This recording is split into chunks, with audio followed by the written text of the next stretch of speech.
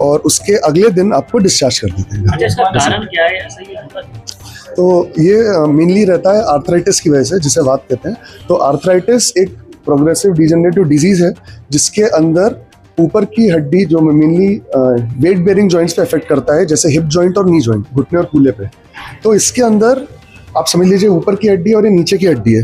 तो समय के साथ साथ ये गद्दी फटती जाती है इन दोनों के बीच की और गैप कम हो जाता है। तो इसके 4 ग्रेड रहते हैं। पहले में गैप थोड़ा कम होता है, दूसरे में और कम, तीसरे में हड्डी हड्डी से थोड़ी दूर रहती है और चौथे में टकराने लगती है।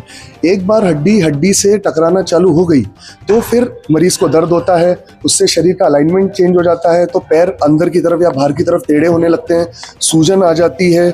मरीज जब पैर मोड़ता है, सीधा करता है तो कट कट आवाज आती है। सीढ़ियाँ ऊपर नीचे करने में, चलने फिरने में, आलती पालती मार के बैठने में उनको काफ़ी तकलीफ रहती है और वो अपनी रोज़ की दिनचर्या नहीं कर पाते।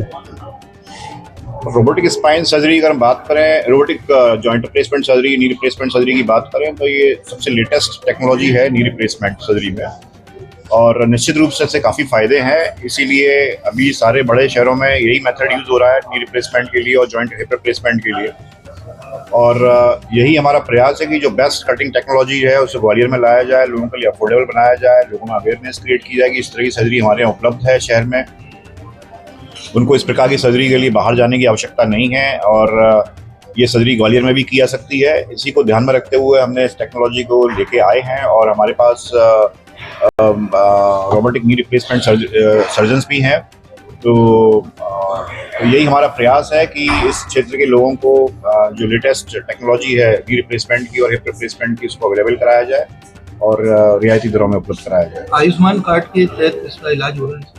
हाँ, निश्चित रूप से आयुष्मान के लिए हम इसका काफ़ी प्रचार प्रसार कर रहे हैं कि भाई ये लोगों को बता रहे हैं सोशल मीडिया द्वारा और भी अपने एडवर्टाइजिंग द्वारा कि ये सर्जरी जो है ग्वालियर में संभव है, पहली बात। दूसरा, ये आयुष्मान मरीजों को हम कवर कर रहे हैं और उनको भी निःशुल्क सर्जरी की जा रही है आयुष्मान के अंतर्गत।